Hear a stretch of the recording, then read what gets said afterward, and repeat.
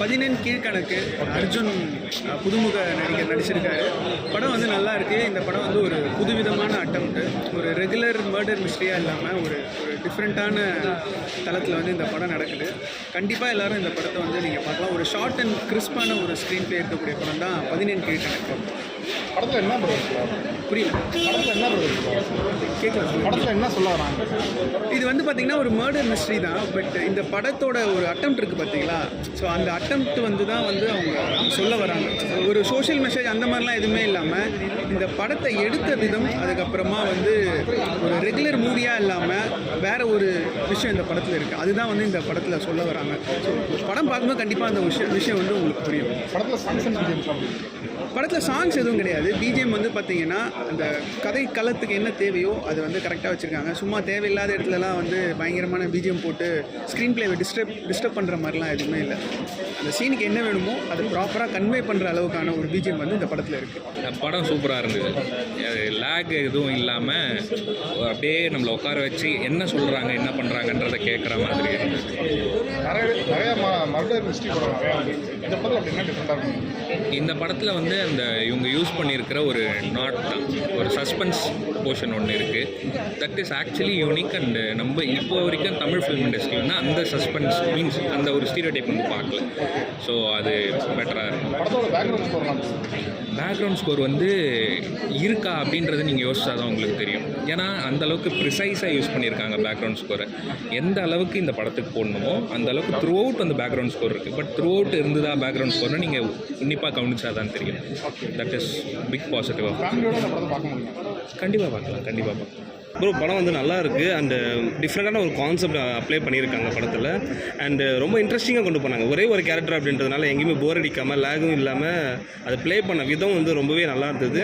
And இது முக்கியமாக வந்து பார்த்திங்கன்னா மாடர்ன் மிஸ்ட்ரி தாண்டி மெடிக்கல் டேர்ம்ஸ் வந்து ஒரு சில விஷயங்கள் எடுத்திருக்காங்க. ஸோ அது பயங்கரமாக இருந்தது.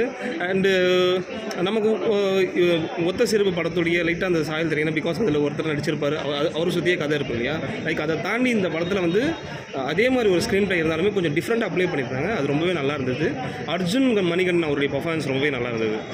எல்லாருமே அவங்களோட பர்ஃபார்மன்ஸ் ஆமாம், அது ஆல்ரெடி சொன்ன மாதிரி தான். மியூசிக் சூப்பராக இருந்தது. மியூசிக் வந்து நியூ கமர் தான் நினைக்கிறேன். பயங்கரமாக இருந்தது. அண்ட் டைரக்ஷனும் வந்து நியூ ஃபேஸ் தான். ஸோ இந்த கதைக்கு என்ன தேவையோ அதை அழகாக வந்து பண்ணியிருந்தாங்க. ஒரு நல்ல ஒரு டீசெண்டான வாட்ச் தான். கண்டிப்பாக எல்லோரும் தியேட்டரில் வந்து பார்க்கலாம். படம் சூப்பராக இருக்குது ப்ரோ. டிஃப்ரெண்ட்டாக இருக்குது, சம்திங் டிஃப்ரெண்ட்டாக இருக்குது. புதுசாக ட்ரை பண்ணியிருக்காங்க ப்ரோ டேரக்டர். என்ன எக்ஸ்பெக்ட் பண்ணியிருக்கீங்க? படம் த்ரில்லர் படம்னு சொன்னாங்க. நான் த்ரில்லர் படம்னா பேய் படம் மாதிரி இருக்கும் அப்படின்னு எக்ஸ்பெக்ட் பண்ணியிருந்தேன். பட் இந்த படம் தான் ஃபுல்லாக டிஃப்ரெண்ட்டாக இருந்துச்சு. ஒரே ஆள் நடிச்சிருக்காரு. பழைய ஸ்டோரியாக இருக்குது. அதாவது பிளாக் அண்ட் ஒயிட் ஸ்டோரி மாதிரி இருக்குது. கொஞ்சம் எப்படி சொல்கிறதுனா த்ரில்லர் மூவின்னு சொல்லவும் நம்ம பேய் இந்த இது சண்டை இந்த மாதிரி நினச்சோம். பட் இது முற்றிலும் ஒரு சைக்காலஜிக்கல் மூவியாக இருக்குது. கொஞ்சம் டிஃப்ரெண்ட்டாக இருக்குது. சைக்காலஜிக்கல் மூவின்னு சொல்கிறீங்க. அதில் ஃப்ரெண்ட்ஸ் அண்ட் ஃபேமிலியோட வந்து எல்லாருமே பார்க்கலாம் ப்ரோ. எல்லாருமே இதில் வந்து மாதிரி மோசமான படம் அந்த மாதிரி இல்லை. படம் வந்து கொஞ்சம் ஒரே ஆள் தான் நடிச்சிருக்காரு. ஆனால் வந்து அடுத்தடுத்து என்ன நடக்கும், நிறைய ஆர்டிஸ்ட் வருவாங்களோன்ற ஒரு எக்ஸ்பெக்டேஷன்லேயே அந்த 2 hours போயிடுது.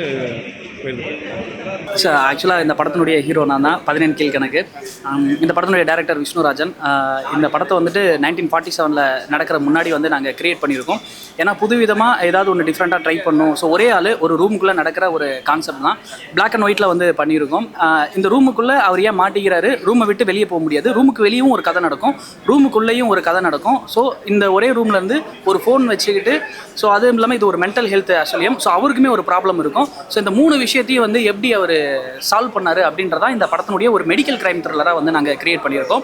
ஸோ சவுண்டாகவும் சரி, கேமரா ஆங்கிளாகவும் சரி, படத்தோட விஷுவல், ஸோ இது எல்லாமே வந்து 1947க்கு முன்னாடி என்ன மாதிரியான ஆங்கிள்ஸ்லாம் வந்து யூஸ் பண்ணாங்க, என்ன மாதிரியான தமிழ் வார்த்தைகள் நம்மளுக்கு யூஸ் பண்ணாங்க அப்படின்ற எல்லாமே வந்து, ஸோ ஈவன் நம்மளோட காஸ்டியூம்லேருந்து, வாட்ச்லேருந்து, ஹேர் ஸ்டைல்லேருந்து, ஸோ பின்னாடி பேக் ட்ராப்பு எல்லாமே வந்து அப்போ எப்படி இருந்து அப்படின்ற ரிசர்ச் பண்ணி, ஸோ ஒவ்வொரு வேர்டுமே வந்து நம்ம கிரியேட் பண்ணி அதை பண்ணியிருக்கோம். இப்போ வந்து நம்ம எஃப்எம் ஒயர்லெஸ் அப்படின்னு சொல்லுவோம். அப்போ வந்து பேக் செட் அப்படின்னு வந்து சொல்லுவாங்க. சொல்லுவாங்க. ஸோ இந்த மாதிரியான எல்லா ரிசர்ச் ஒர்க்குமே அதில் ஃபைன் டியூன் பண்ணி நம்ம கொடுத்துருக்கோம்.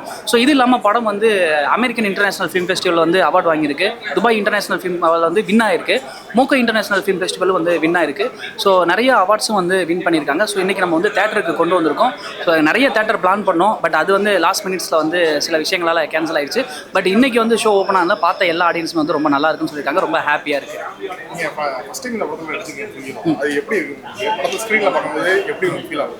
ரொம்ப ஹாப்பியாக இருந்தது. இதுக்கு முன்னாடி டூடி அப்படின்ற ஒரு படத்தில் ஹீரோவோட ஃப்ரெண்டாக நடிச்சிருக்கேன்.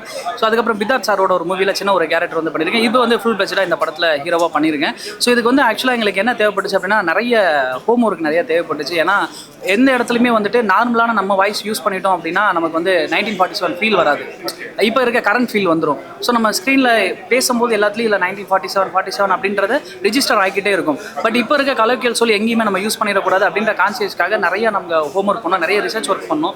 ஸோ டேரக்டர் வந்து இதுக்கு முன்னாடி வந்து சோனி ஆகட்டும், அதுக்கப்புறம் வந்துட்டு டிஸ்கவரி இதிலெல்லாம் வந்து டாக்குமெண்ட்ரிலாம் வந்து பண்ணியிருக்காரு, புத்தகங்கள் வந்து எழுதியிருக்காரு.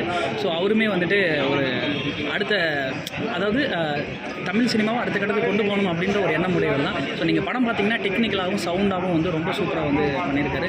இந்த படம் இவ்வளோ தூரம் இவ்வளோ டெக்னிக்கலாக இவ்வளோ சூப்பராக வந்திருக்கு அப்படின்னா டேரக்டர் மட்டும்தான் வந்து காரணம். ஸோ ஆர்டிஸ்ட் நீங்கள் கேட்ட மாதிரி அவர் சொன்னதை நான் பண்ணியிருக்கேன். பட் முழுக்க இது இந்த படம் இவ்வளோ தூரத்துக்கு வந்ததுக்கு காரணமே அவர் தான். தேங்க்யூ. ஆக்சுவலாக சஜய் இந்த படத்தினுடைய மியூசிக் டைரக்டர். சஜய், நீங்களே சொல்லுங்கள், இந்த படத்துக்கு வந்து 1947 நம்ம கான்செப்ட் சொல்லிட்டோம். ஸோ இந்த படத்தில் உங்களுக்கு மியூசிக் பண்ணுறதுக்கு எந்த அளவுக்கு டஃப்பாக இருந்தது? டஃப்னா அந்த ஜோனில் அந்த இயரில் இருந்த சவுண்ட்ஸ்கேப் எடுத்துகிட்டு வரது தான் ரொம்ப கஷ்டம். ஸோ ஒரு மாதிரி ட்ரை பண்ணி ஒரு விண்டேஜ் சவுண்டிங் சூஸ் பண்ணி பண்ணியிருக்கோம். பேக்ரவுண்ட் ஸ்கோர் ஆகட்டும், அந்த சாங்ஸ் ஆகட்டும், எல்லாமே ரொம்ப நல்லா வந்திருக்குன்னு நினைக்கிறேன். இல்லை, இமான் சார் வந்து ஆக்சுவலாக உங்களோட சாங்ஸ் ஃபஸ்ட் லுக் வந்து ஃபஸ்ட்டு நம்ம சிங்கிள் வந்து ரிலீஸ் பண்ணியிருந்தாரு. சாங் கேட்டு சாம்சிஏ சாரும் கேட்டிருந்தாரு. ஸோ அதெல்லாம் சொல்லுங்கள். சாம்சிஏ சார் கேட்டு சவுண்டாகவே நல்லா இருக்குன்னு சொன்னார். நாங்கள் ஸ்டுடியோவில் போயிட்டு மீட் பண்ணோம். அப்போ சாங்ஸும் போட்டு காமிச்சிட்டு ட்ரெய்லரும் கேட்டு சவுண்டாகவே ரொம்ப டிஃப்ரெண்ட்டாக இருக்குது அப்படி சொன்னார். அந்த மாதிரி அப்புறம் இமான் சார் வந்து ஃபஸ்ட்டு சிங்கிள் அவர் தான் ரிலீஸ் பண்ணி கொடுத்தாங்க. ஸோ ரொம்ப ஹாப்பி. சஜய் வந்து இதுக்கு முன்னாடி யூடியூப்ஸில் நிறைய ஆல்பம் சாங்ஸ்லாம் வந்து இண்டிபெண்ட்டாக ரிலீஸ் பண்ணியிருக்காரு. அதெல்லாம் மில்லியன்ஸு. அவருக்கு வந்து ஃபேன்ஸ்லாம் வந்து நிறையா இருக்காங்க. உங்களோட ஆல்பம் சாங் சொல்லுங்கள், இதுக்கு முன்னாடி என்ன பண்ணியிருக்கீங்க? இதுக்கு முன்னாடி ஒரு ரோஸு அப்படின்னு ஒரு ஆல்பம் பண்ணியிருக்கோம்.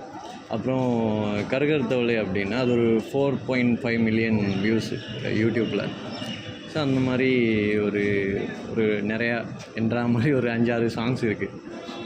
அதை பார்த்து தான் இவர் நம்மளை கூப்பிட்டு மியூசிக் பண்ண கூப்பிட்டாங்க, பண்ணிட்டோம். அத்தை மாமா எல்லாம் என்ன சொன்னாங்க சினிமாவுக்கு வர்றதை பற்றி?